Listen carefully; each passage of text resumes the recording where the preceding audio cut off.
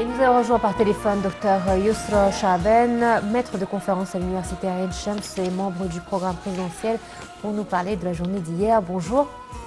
Oui, bonjour. Alors justement, nous avons tous suivi donc cet événement, cette 4e édition de l'initiative Capable différemment, à laquelle a pris place le président Abdel Fattah el-Sisi. Et on sait que c'est un événement aussi qui lui tient à cœur. Et c'est vrai que beaucoup de choses ont été faites durant ces 4 dernières années. Des lois, par exemple, ont été faites en faveur des personnes handicapées.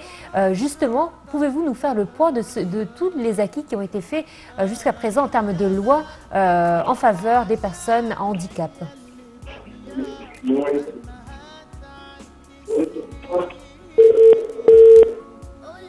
Nous avons perdu notre invité, mais on va essayer de la contacter. Alors c'est vrai, comme on vous disait, c'est la 4e édition de cette initiative Capable différemment. Nous avons vu donc des extraits des chants qui ont été faits par ces personnes qui fait partie donc de ce programme de la journée, de cet événement. Et c'est vrai que chaque année, nous sommes tous très touchés par les récits et les témoignages de ces personnes qui veulent tout simplement avoir une place dans la société. Oui, certainement. Ce sont des personnes à droit entier, je dirais, des Égyptiens, confrères et également des sœurs qui partagent avec nous les responsabilités et certainement ils ont leurs droits complets. Également, chers téléspectateurs, hier au cours de cette édition de l'initiative Capable différemment, plusieurs sujets ont été discutés.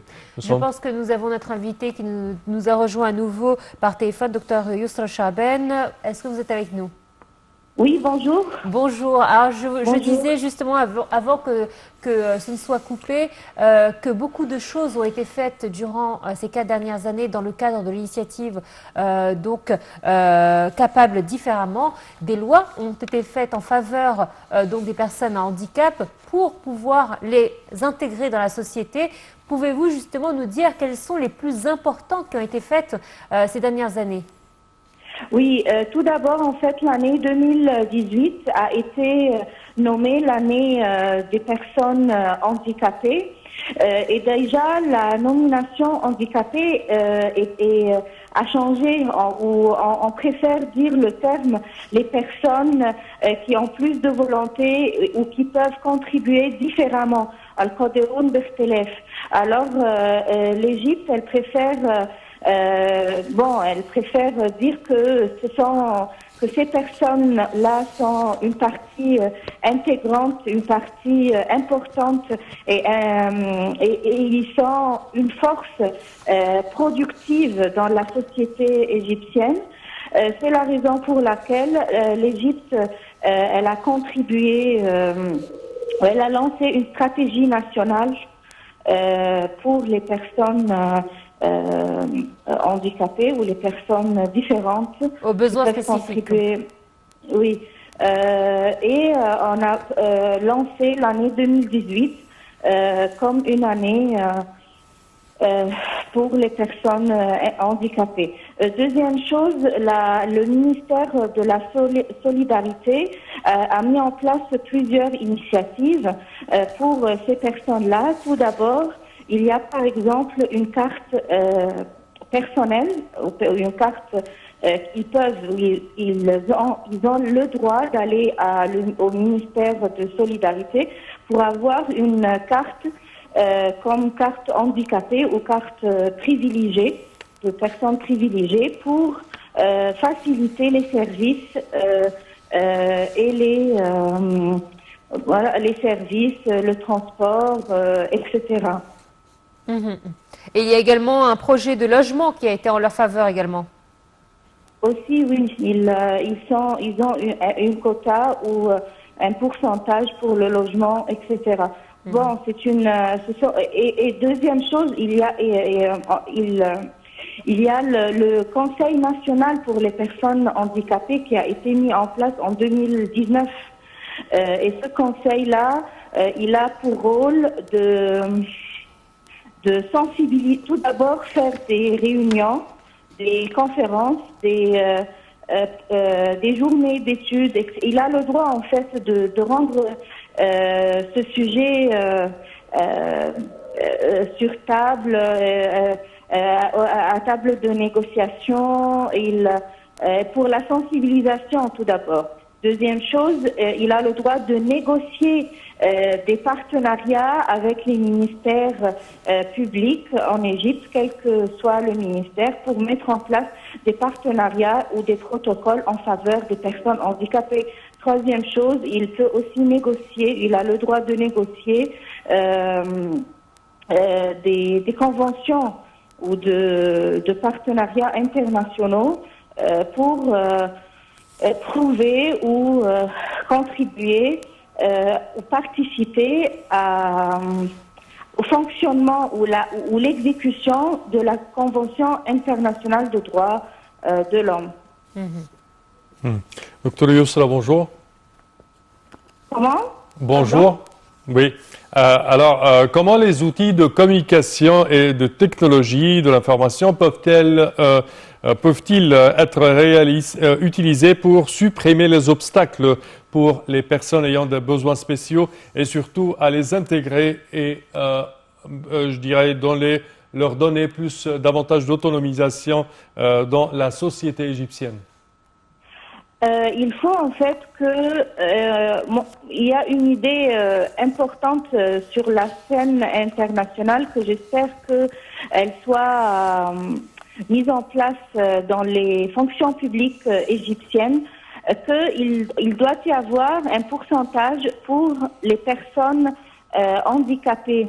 Alors je pense que pour le recrutement, moi je vous parle au niveau recrutement, alors je pense que il faut avoir ce pourcentage et ça va aider à intégrer les personnes handicapées au sein de la société et aussi au sein du travail. Parce que être autonome, ça commence par le travail. Alors, à mon avis, il faut, pour plus d'intégration, il faut que ces personnes-là aient une quota spéciale dans le recrutement, pour avoir des postes dans la fonction publique en Égypte. Justement, l'objectif est d'autonomiser ces personnes-là. Et le président Abdel Fattah el-Sisi a annoncé la création du Centre technique des services aux personnes handicapées, premier centre de ce type en Afrique, et la création de l'Académie nationale des technologies de l'information pour les personnes handicapées, conformément à la dernière norme de qualité et de formation. Alors, dans quelle mesure cette académie et ce centre technique peuvent-ils former et réhabiliter les personnes aux besoins spéciaux? Ça va aider, bien sûr, ça va contribuer, à mon avis, positivement. Pourquoi? Parce que l'autonomisation, comme on vient de dire, ça commence par le travail. Et pour arriver à ce stade de travail, les personnes handicapées doivent être tout d'abord, ou dans plusieurs des cas, dans beaucoup de cas, ces personnes-là souffrent de problèmes psychologiques ou problèmes moraux ou problèmes d'ignorance. Ils n'ont pas en fait accès à la technologie, ils n'ont pas accès à l'information, etc., etc. Ils ont besoin de beaucoup de choses. Alors pour pour les faire monter sur le même piédestal comme une personne ordinaire, on a besoin de les former et de leur rendre l'information accessible. Voilà. Oui.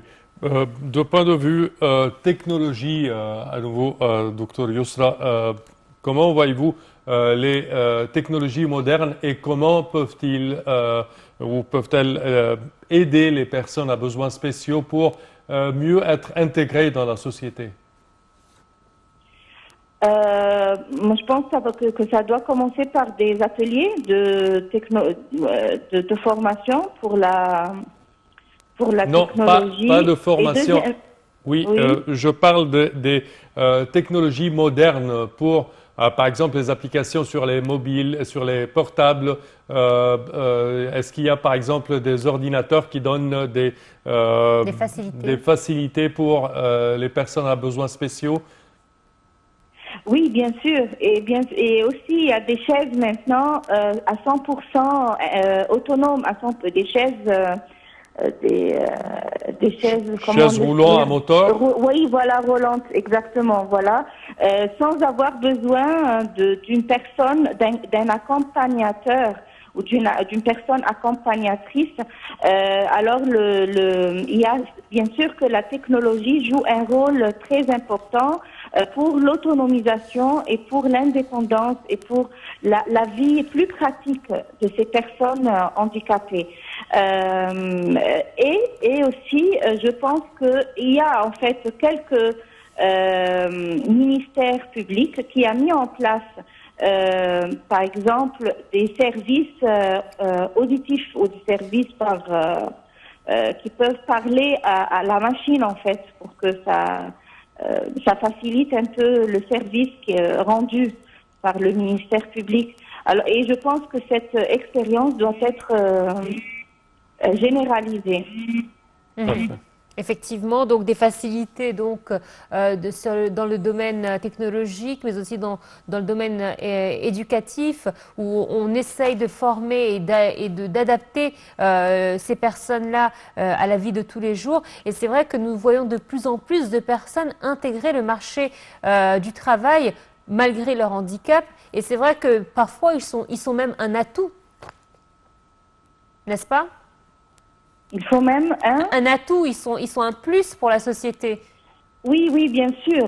Par exemple, vous vous rappelez, dans les années 1950, lorsque Abdel Nasser a trouvé que les agriculteurs ont besoin, ce sont un bon secteur de la société égyptienne qui avait besoin de plus de protection. Il a fait une quota dans le Parlement égyptien pour les employés et les agriculteurs.